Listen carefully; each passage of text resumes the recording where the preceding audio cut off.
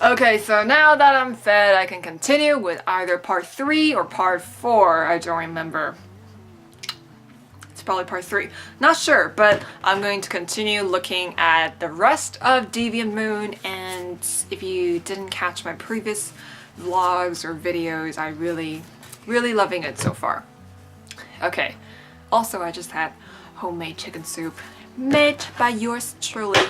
I love crock pots. It's just like the best invention since the internet. I don't know. It's amazing. You literally just dump everything in and then voila, 4 hours later you get your food. Okay, let's take a look at the core cards from the Suit of Cups. Okay, so obviously since it's in the element of water, there's lots of fish imagery, so it looks like they're all wearing fish scales, and it kind of looks like an Atlantic kingdom. They look like they're from, you know, like some kind of underground, or not underground, like some kind of underwater oceanic mythic kingdom or something. So let's take a look at the Page of Cups. Oh, so this is, I see, I remember, so I posted a picture of me getting Deviant Moon in a Facebook group, and I remember somebody commented about like Page of Cups is like the best card ever in the deck because he's like doing this to the fish. He's like, come on fishy, come on over here, come here, come here. And it's just really funny, and he seems really excited, and the fish has like this little like orb, glowing orb on its tongue, as if like there's like a little secret or something precious that the fish is offering the Page of Cups, and the Page of Cups is bedazzled by this encounter. And he's also wearing fish scale leggings, which is really fun. There's also a whale that is sort of disappearing into the distance. So it's almost like a feeling of like, oh, nice chatting with you, I'm gone now, so you can go like talk to the fish now. So kind of like there's this fantastical element or this fantastical relationship thing going on with the Page of Cups. Okay, where's the pile that I already, okay, here's the pile. All right, so Knight of Cups. So he himself, not sure what that is, but Knight of Cups, he himself is the fish, and he's wearing armor. Honestly, this really reminds me of Alice in Wonderland Madness Returns, because there is a underwater level, and this just really reminds me of all the fish soldiers down there. Are there fish soldiers? They're just kind of the whole nightmarish oceanic kingdom down there, so that's really cool. So yeah, he kind of looks like a seahorse, and I forgot the symbolism of the seahorse, but it was something awesome. I can't remember right now on the top of my head. But it seems like he's sort of the embodiment of watery movement. He's just sort of instead of riding on something, he's just kind of acting from, it's like his own instinct, kind of. He's just part of that movement. He's part of it. He's not willing his steed to go somewhere. He's just part of it, which makes sense because Knight of Cups often acts from his heart. So everything, I think all the choices that he makes is very personal. It's very emotionally invested. It's kind of like he's just sort of, he's just kind of part of that whole process, you know, as opposed to the Knight of Swords. He might be more removed from his own personal motives because he's always seeking for truth, he's always fighting for some kind of ideal, while the Knight of Wands, I forgot what a Knight of Wands look like, but he's more about like action, so sometimes doesn't have to do with his sort of personal emotional fulfillment, if that makes sense. Okay, and then the Queen of Cups. I love her jewelry. I love the little things that are dangling off her hair. I love her cloak. Also love, I just love the whole sort of the fashion in this deck, I suppose, or just the design on the design is so particular. Like it's so well designed. It's very well intentioned. I like how the Queen of Cups is deliberately holding out her hand. She's trying to catch this little droplet of water that's sort of dripping down from the cup. It's almost like saying like, I must feel every single emotion that is within me, that is flowing out of me. I pay attention to every single little detail, every single emotional detail and intuitive detail that is within me. So there's like this moment of stillness and silence, which I find is very Queen of Cupsy. So I really like that. There's like also ships and castles at the back. So I think this maybe speaks to her influence as the queen, right? Because queens and kings are social, and then they have more influence over not just themselves, but also over the relationships that they have with the people around them. So I think that makes sense as a symbol, symbolically.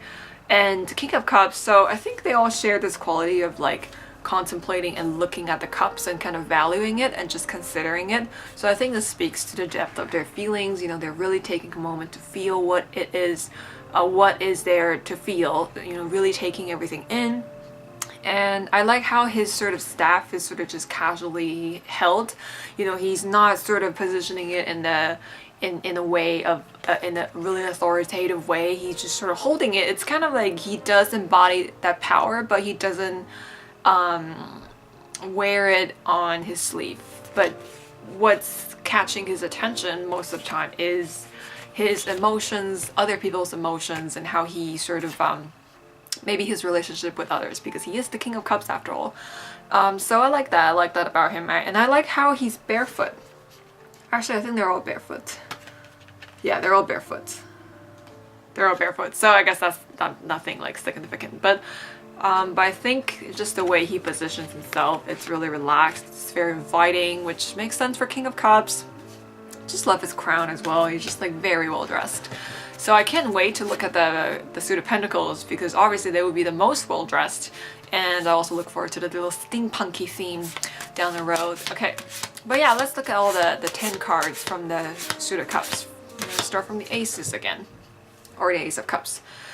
Okay, so the moon is sort of blowing sort of this sort of magical air into the cup, so it's kind of like divine inspiration or something. Like there's this sense of like you're evoking your muse, which makes sense for the cups. Ace of Cups is all about that feeling of inspiration, or just that sort of emotional catalyst for you to kind of just to jumpstart like an emotional experience. So that makes sense. I like the way she's holding the cup. She's holding it close to her chest, which is where her heart is. So I think this speaks to very intimate and personal experiences, like something that's very close to your heart, like literally and figuratively. And Two of Cups. Oh, so this is interesting. So we have, this reminds me of Hel, Loki's daughter from Norse mythology, because Hel, as far as I know, half of her face is covered in, is basically like a corpse. It's dead. It's basically just dead body, dead flesh. But the other half of her face is just the human face, and it's incredibly beautiful, and she is the goddess of death. And yeah, this reminds me of her because there's a depiction of a skeleton, and there's also like a depiction of a naked maiden, and she does not have like sharp nipples, spiky nipples this time. She has a little sort of crescent thing on her breast. So that's really interesting. And she's also sort of holding her like her belly as if she's pregnant. And the skull is doing this thing called the, what's that thing called in anime where you just kind of like don someone on the wall, which is usually a gesture of domination. It's very flirtatious in anime. It's like, you know, usually the guy's like, huh! And then just pushes her against the wall and then kind of just traps her there, and then the girl's usually like blushing, and she's like, oh, I guess I can't get away now. I just have to face this guy that I really like. Reminds me of that, but she doesn't really have that shy vibe. She's just very, she's kind of in her power, I guess. Oh, there's blood dripping down, okay.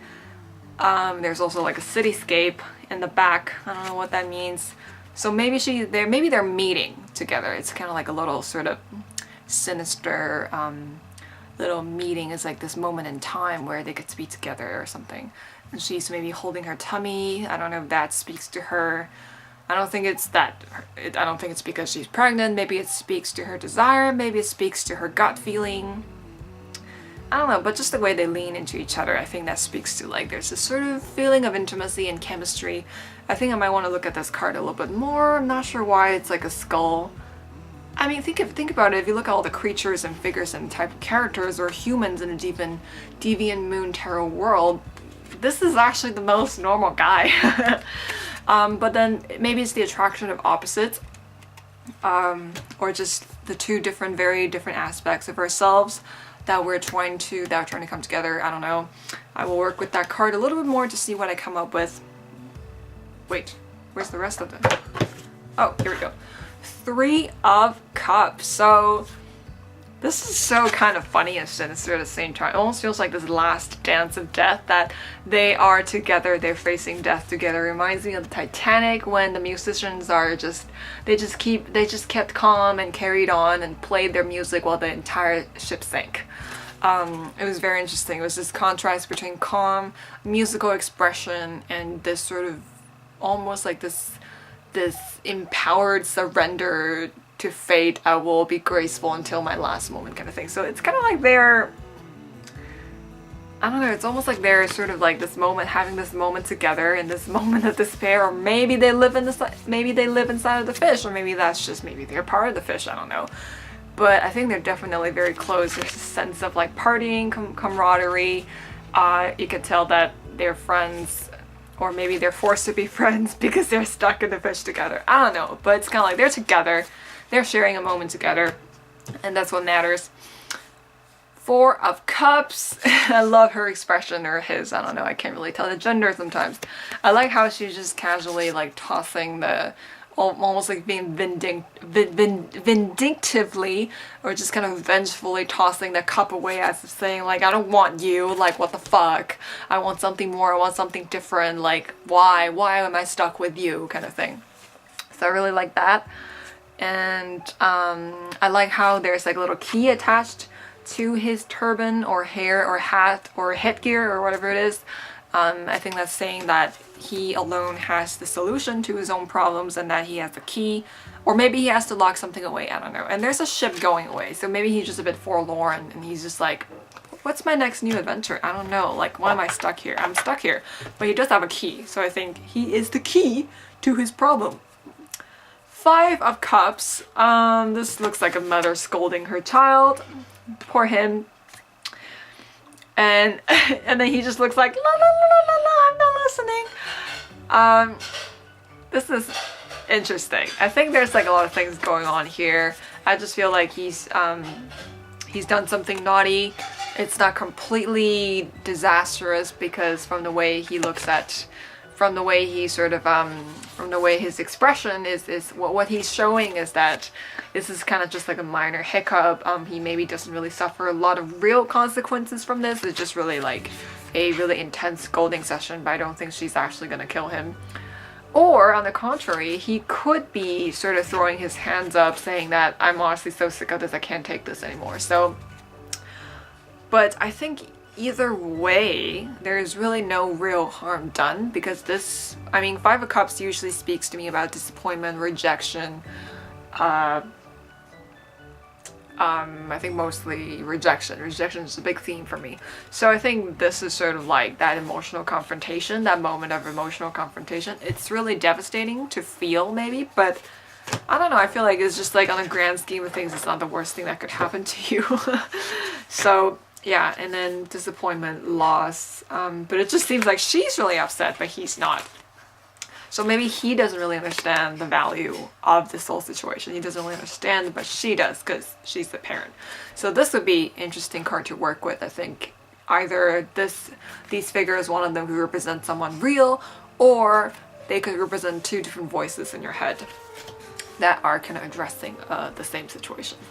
One is disappointed, one doesn't want to care, one just wants to escape and doesn't want to take any responsibility. There's like this childishness, right, coming from this guy. And then maybe it just shows the internal push and pull of the inner adult and the inner child within us. I think there's always sometimes there will be like tension or collaboration between those 2 archetypes within us. Anyway, that's beside the point. Now we have 6 of Cups, so there's like this theater thing going on, which is almost like a play within a play feeling. You know, it's like they're already sort of really deviant characters, but they're looking at a play about deviant characters, which is interesting. It's almost like seeing that reflected back. But I think this speaks to entertainment, or this moment where you are able to showcase your talent or to give back to the community or something, which is what I You know, usually I attribute kindness to Six of Cups, but I don't know if this is like particularly portraying kindness, but I think this is talking about a moment where the community is together to enjoy something together, to celebrate. Sixes, the number 6 does have a celebrity vibe. And I think maybe, I don't know, there's a sense of emotional resonance, you know, like this sort of like the space of enjoying the performance, enjoying a performance and also creating that performance at the same time. So there's that creative and emotional interaction there. 7 of Cups. So that's interesting. So I think he looks like he's drawing a portrait, but the subject of his portrait, or whoever he's drawing, is just literally right behind the canvas. So I don't know if you can actually even see her face, or I don't know if he's drawing himself, or I don't know what he's drawing. It's kind of like he's distracted by multiple things. It's like he's trying to draw that, but then he's not really looking at her. He's making her hold the canvas, and it looks like he's drawing himself, and he has also 2 faces, so it looks like he's concentrating on different things. I don't know if this is the theme of balance like I mentioned before, but I think it's just kind of polarizing. And then one of them is staring at these cups, one of them is staring at this painting, but then he's not really painting. So, and there's also some meta, I think this is meta feeling at the back. There's some artwork at the back. So it's kind of like this, you know, 7 of Cups is about distractions and daydreaming and not really focusing on what is happening in front of you. Maybe there's a lot of emotions that you are engaging or choosing to disengage from. There's a lot of stimulus, there's a lot of distractions, emotional distractions. You don't really know what to focus on. You don't really know what to pursue. You don't know if something's dangerous or not. So I guess there's that moment of confusion or just distraction. I feel like distraction is more of the case. 8 of Cups. I like this. Instead of this sort of like, oh, a burden has been lifted, I must move on. This is sort of like, I've had enough. Like, this is bullshit. I'm leaving. So I love that attitude. I think that's just, you know, that it's like, it's almost like she snaps. She's just like, this is completely utter fucking bullshit. Like, I've had enough of this. And so she's leaving. She's just putting her hands up like, okay, yeah, that's enough. Like that, I'm done. I'm fucking done. No fucks can be given. Just like, no, I can't do this anymore. Just, I can't. That's literally what she's saying. And then there's like a little, I don't know, scarf or whatever that is tied to the cup. Maybe that's like a significant moment. Maybe that was like the last trophy cup that sort of made her give up the game. Who knows? 9 of Cups is a genie who comes to grant your wishes. So I think that is very clear in and of itself. He seems so bewildered and flabbergasted by the appearance of that genie. And the genie's just like, I am here. What do you wish? What are your 3 wishes? He's just so nonchalant and matter of fact. He's just like, oh, another day outside of the bottle. Another stupid human to grant wishes for. Tell me your wishes so I can be on my way.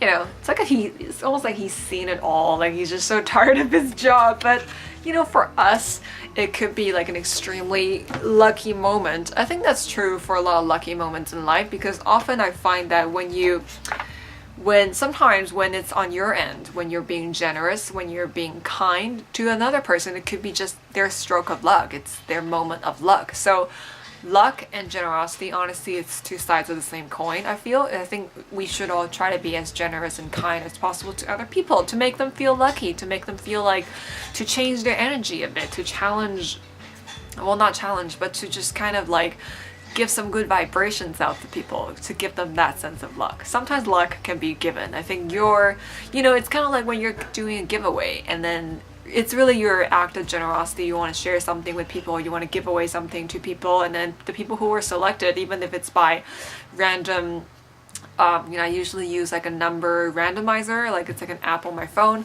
It's really just like, you just throw the dice and then they just feel really lucky because, but it still came from you, if you know what I mean. Okay, and 10 of Cups, obviously it's a depiction of the family.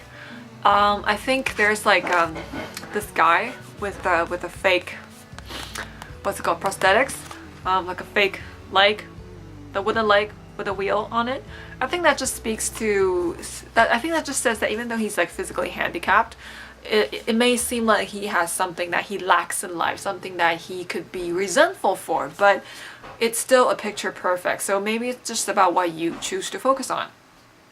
And what about, yeah, it's about how you frame your experiences. It's about what you choose to connect to, invest in emotionally, and it's not about like the physical things that lack in your life. It's about how you perceive them. Okay, so on to the Suit of Pentacles. I don't know if I'm gonna cut it off here, but if I do, I'll see you in the next video. But yeah, so this is part, I don't know if it's the same, but not sure how I'm cutting this video, but yeah, I'm doing the Suit of Pentacles now from Deviant Moon Tarot. Gonna look at the court cards. I'm really excited about this suit because I see a lot of steampunk images. I really appreciate the artistic design and just the cohesiveness of this deck and how like each suit has distinct artistic elements. Okay, so all together they look like Tin Man or Tin sort of inspired fashion. I wonder if Aweosme's Returns takes inspiration from this deck. I'm really curious about that. I would love to do research. Oh my god, that glare. I would love to research into it and see what comes up. This is because there's also a steampunk level in Alice in Wonderland Madness Returns. Like, it's honestly such a great game, such a great aesthetic, and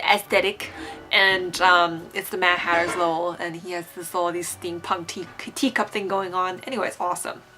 So okay, so there's lots of like scenes of like, you know, factory industry. I think in the Little White Book, the Little White Book mentioned that the artist grew up in the place where he constantly was exposed to those images. So like there's actually factories and industries around that were sort of always like smoking chimneys in the background kind of thing.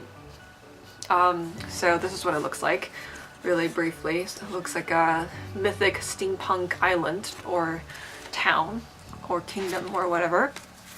So I'm just looking at the Knight of Pentacles. Again, he's sort of like, he's just like the vehicle itself. Like he's sort of part of his vehicle. He's not riding something, but he's riding, but he's like part of it. So he's part of that movement. I really like this detail about the knights. Okay, but speaking of Page of Pentacles, oh, I love that he's almost like, he reminds me of the Tin Man from Wizard of Oz. And I like how he has this a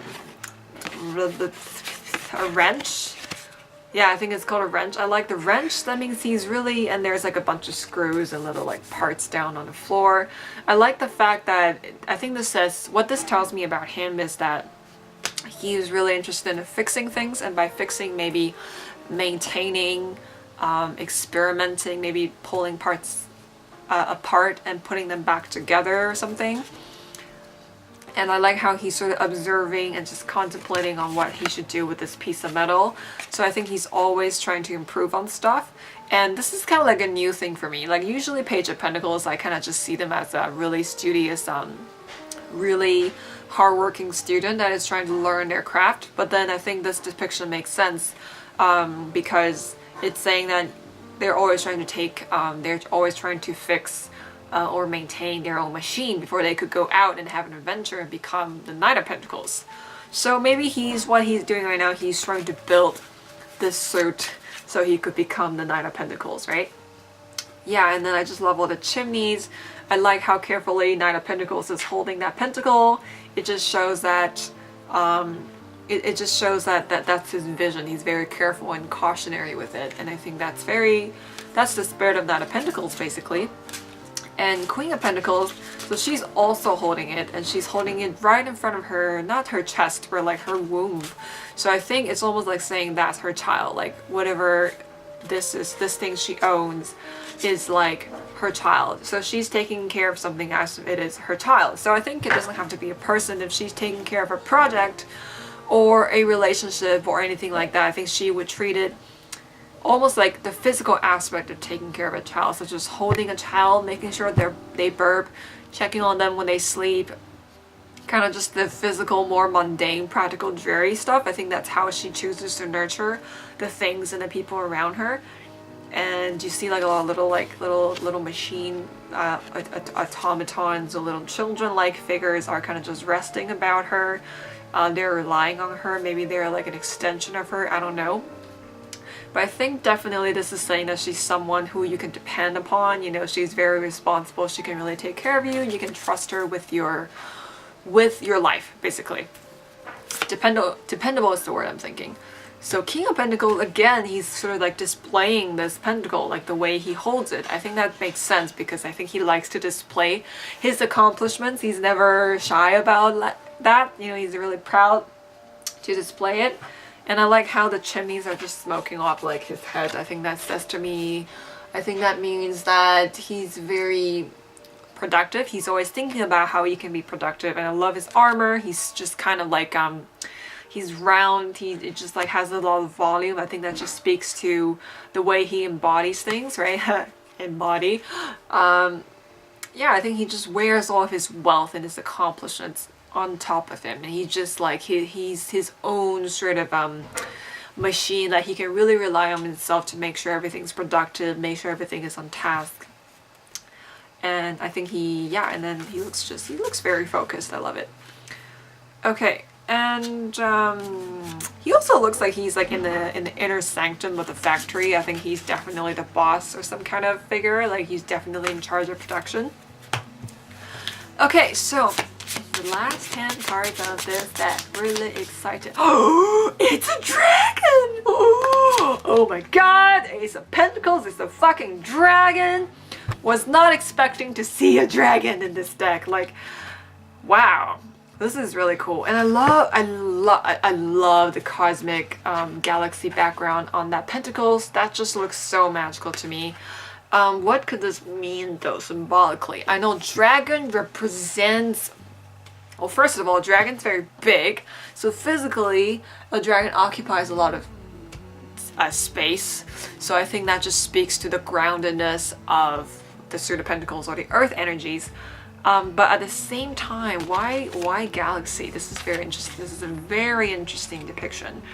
I'm actually very curious about what the little white book says about this card, so I will look it up. Ace of Pentacles. The dragon grasps. I will hold up the card so you can see. The dragon grasps the mythical pentacle holding the entire universe in its grip. Oh, of course, because Pentacles is about the manifestation of your ideals, of your desires, of your goals. So of course he's holding the entire universe in his grip. He is a being of pure perfection in harmony with both the material world and the spiritual realm. That's really cool. This really just makes me think of like mind, body, spirit. You know, when it comes to spirituality, often the body is the most ignored part of spirituality, because I think a common objective for spirituality or New Age literature is to sort of have this level of alignment. You know, you're raising your frequency, you're raising your vibration, you're trying to be more in tune with nature, you're trying to connect with your spirit guides. So lots of like woo-woo things that you can't see, but I think the body is actually the most important part of being spiritual, because this is the most important vessel, if you must, when you're existing on this physical plane. I mean, this is your body is what grounds your existence down in this existence. It's like you can't function otherwise. If you don't have your body, you can't make those connections if your body is shutting down, right? It's kind of like, say for me in the tarot reading, if I'm hungry, if I'm sleepy, if I'm tired, if I didn't take care of my body first, I wouldn't have any energy to engage with my intuition, to interpret it mentally, and to receive messages from the energy sphere or whatever. So it's kind of like, without first grounding yourself in this existence, in your body, without taking care of your body, you can't do anything spiritually. Like, I don't know. I mean, I know there's like a lot of stories about how a monk meditates and he just doesn't eat, doesn't sleep. He just meditates to kind of receive the grace and the energies of this cosmic sphere. But I don't know. As everyday functioning urban first world humans, I believe body is a very important aspect of being spiritual. Anyway, that's beside the point. But I think that's what this card is talking about. I think taking care of your body is a way to maintain your strength and your power, so you can tap into your power, so you can achieve other things, so you can be a dragon and just be boss, right? Okay, so Two of Pentacles, I love that it's sort of like it seems like she's doing some kind of belly dance. I like this motif of dancing because it's about balancing, it's about moving your body in a way that's pleasing, in a way that's expressive, but at the same time you're doing something very physical and very laborious. Yeah, and then I like how she has this look where like, are you looking at me? Like, it's almost like she's daring you to continue to watch her, even though she's like performing. So that's really interesting. I think I like this. I like the focus because it's like telling me that she can't be messed with when she's in this routine. Nothing is going to disrupt this balance, and nothing is going to disrupt the flow between her and her pentacles. And if you dare come in, then you're gonna be in trouble. Alright, so 3 of Pentacles. I love this. I love how the 3 Pentacles are all different. I love how this is like a co-creative effort of trying to perfect each other, trying to add to each other. This is just like teamwork, the embodiment of teamwork. So I really like this. I like how he's just carving out like a circle on her butt. That's just amazing. And then he's like painting his face, and then he's just drawing like a random face on this bald skull. Ah, that's hilarious. And I think they're preparing for a show or whatever because there's curtains. So there's like on stage, so maybe that just means that they're in the public space or whatever. 4 of Pentacles. Looks like he's panicking that someone's gonna take his wealth, his resources, and there's this sort of figure, looks like a skull or some kind of zombie, again with the spiky nipples, and then she is sort of leading him away from his castle, from his sort of maybe comfort zone or normal routines, or leading him away. So I think this could go both ways. I think this could say that when something challenging or unexpected happens, or when fear strikes you, when you're operating from a lack mentality or fear-based mentality, or when your ego is tripping you, an important thing is to keep up with your routines, is to try to continue to ground yourself with your routines and rituals to make sure you stay on earth and stay grounded. Or this could just mean like unhealthy attachment to your material possessions. So I think depending on the situation, it could be either a door to your strength, or it could just be an indication of the weaknesses or the challenges that you have to work out within yourself. Okay, so 5 of Pentacles. This is great. It kind of feels like, it doesn't feel like it's like you know, usually 5 of Pentacles is about like a poverty mindset, right? It's like the sense of poverty, of not having enough financial, material insecurities and that kind of thing, not feeling safe in your environment, not feeling like you can handle whatever that's being thrown in your way. But this card just feels really playful. It just kind of feels like you're sneaking away from something. You're kind of like, I don't know, it doesn't feel like it's talking about poverty. I mean, this figure, I guess it's a she's being kept out of this huge building, and then there's like an eyeball just looking at her. So I wonder what this could say. Eyeball is vision, it's being spectated at. So maybe she's afraid of being watched. So I think often when we have a poverty mindset, it's because we are comparing our success or whatever it is, wherever we are in life, to someone else's. So it feels like we're surveying ourselves, like or I think the term is self-surveillance. We have this self-surveillance thing going on where we're comparing ourselves to others, where we feel like we're being looked at, that someone is judging us and criticizing us. I think that's why we feel that we don't have enough, because there's always someone or something that is more abundant or whatever. And so she's kind of just feeling like shut out, maybe. So maybe that's where the poverty consciousness come from. You know, she's feeling like she's shut out, and then she's just saying like, poor me. What I like about it is like, she's just kind of like, maybe it's just like good humored about it. She's like, poor me, but I guess I have to just keep going. You know, it's not the end of the world. It's not that bad. And plus she's almost as big as the house. So I don't know. I think that just speaks to like her sense of self. I think if you can tap into your sense of self, if you feel as big as you feel or as big as you are, then you don't have to ever feel like you're you're missing out on life and stuff. Seven of Pentacles. And no, Six of Pentacles, sorry. So he has like 5 pentacles and 5 hands sticking out of his back, each holding it in a different way. So I think there's like this element of display going on, and then he kind of gives a pentacle to this guy who's begging for something, or maybe he's just bedazzled by it. He's like, ooh, extra resources, something that is to be given to me, a gift. So yeah, I guess if you're like this guy, then you're performing an act of charity, you're giving back, you're bestowing a gift, you're sharing your wealth. Oh, he also has 3 legs. If you're this guy who's down below, then you're receiving something, maybe something unexpected, maybe just being supported by your community or something. So that's really cool. I think that's just typical Six of Pentacles. I love the sort of armor cape. It's really, really cool. Okay, Seven of Pentacles. Oh yeah, I remember seeing this on Eclectic Tarot, or just on it's one of the Google images where she's just poking the tree and the tree is bleeding. And I don't know why. Maybe she's poking the tree, maybe she's trying to mend the wound, or if she poked it, maybe she's trying to check up on the tree and see how the tree is doing, so she has to collect some samples. Or maybe she's trying to sabotage somebody's work because she's jealous that she didn't have the success that she craved. Also, I guess if this card picked up on your shadow and your jealousy, this could come up.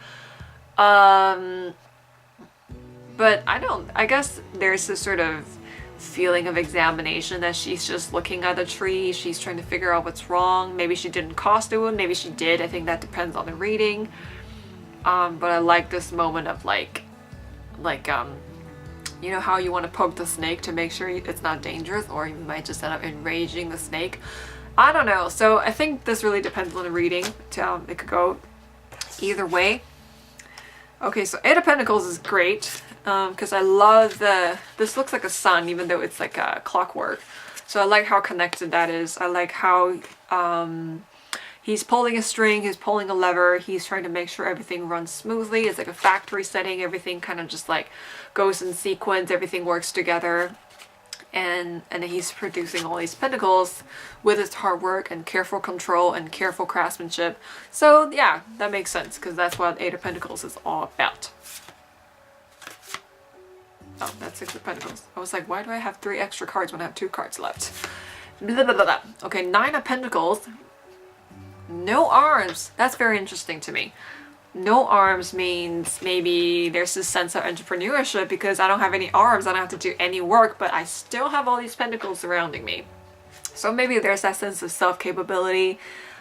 She's also kind of handicapped because she has 1 leg and then there's like a little wheel attached to it. So I think there's this feeling of being self-made, not caring about the limitations that you may have or may perceive to have. Becoming self-made and becoming successful no matter what, cultivating your own strength, making your way to success, and using your strength to create a success that you want and not caring about the limitations in life. So I think this is like a lot of like financial freedom, the idea of financial freedom, the idea of overcoming the limitations and the conditions that have been placed upon you. So there's this feeling of self-made, which I can really connect to because this is exactly what I'm trying to do. Oh, I'm sorry, I'm very burpy right now. Okay. Also, oh, there's a little chain with like a little, I'm not sure what that is. I wonder if the little white book will explain that to me. Nine of Pentacles. An affluent woman strolls through the city. Affluent woman, blah, blah, blah, accompanied by a small pet. Is that her pet? Oh, so I guess that's her pet that she's leashing. So that's like a little skull with little wings. Maybe in some cases this could represent this an aspect of herself or an external sort of maybe wanting the things for the wrong reasons, and this is sort of like instead of she's leashing the pet is kind of leashing her, and then she's being controlled by the pet, and these are all like a facade or something. So I think depending on the reading that could happen. All right, last card. I'm really excited. So 10 of Pentacles. This is great. This is really great. So they're seen playing chess, and there's this feeling of like firm establishment. You know, they're in a place where this is the place that they've created, maybe. I don't know if this speaks to slavery or not. I don't know if they're just like playing chess, controlling the situation while they are riding on the backs of their laborers and the unfortunate. I am not sure, but this seems very capitalist and consumerist for some reason. But it could be like a father playing chess with the son, and I don't know. This reminds me of the genie. So maybe this meant that they made the wish. Where's the wish? Where is the genie? What was it? It was nine of cups, wasn't it? Maybe they made the genie their bitch, and then now they're like in this 10 of pentacles state, and then everything is perfect. So who knows? But I think there's like a great sense of control and accomplishment and power, and wealth and status. Poor guy, I guess. Unfortunately, he's a symbol to contrast all of this, but to contrast all the lush colors, right? He's kind of just this pale blue to contrast all the colors. But yeah, I think that makes sense. That's an unfortunate symbol. I don't really like slavery. I don't like images of slavery. It's just so against my nature. It's against anybody's human nature. Oh yeah, I guess I didn't really talk about the back. I think the back is pretty nice. It's just like really simple, really elegant, and it's just like these reversible moon symbols. I like it. Okay, so that was my first impressions and I guess walkthrough and reactions and maybe some analysis and feedback on the Deviant Moon Tarot. Like I said, I really love it. I loved it already after, you know, just a few cards in. I now see what people are saying about it, that it's whimsical, it's funny, it's not dark at all, and it's totally not dark at all. I think it's just like it's a bit freaky in the way that it explores some uncomfortable spaces, but it does so in a very dramatic, melodramatic, and nonsensical way, so that you could sort of cope with that darkness and the violent images and the strangeness of it, the unfamiliarity and the sense of alienation and the disconnection from it. You can sort of be in this space of suspended disbelief. You could kind of still sink your teeth into it. You could still kind of resonate with it, and it's something that removes the horrifying. It's something that sort of removes the horror from that equation, so it's not as scary. So it's not as scary as I thought it would be, definitely. And yeah, this deck really came at the right time. I had a lot of interesting thoughts and insights as I filmed this, so I'm really glad I did this, even though it went on much longer than I thought. Yeah, I think that's it. So verdict, I think this is going to be one of my favorite decks from now on. It's just, I love the symbolism, and I love how carefully and creatively and well designed and crafted this deck is. Really appreciate the art, really appreciate decks like this where it's a very cohesive world, where it's very thematically thought out, it's like well thought out and everything, and yeah. So I definitely recommend this deck if you want to get it. And let me know about this video format, because I've never done something like this before, where it's sort of like a review slash Insta study or live study streaming of a deck that I never worked with. I like talking about symbolism, so that's something I'm willing to do more if people are interested.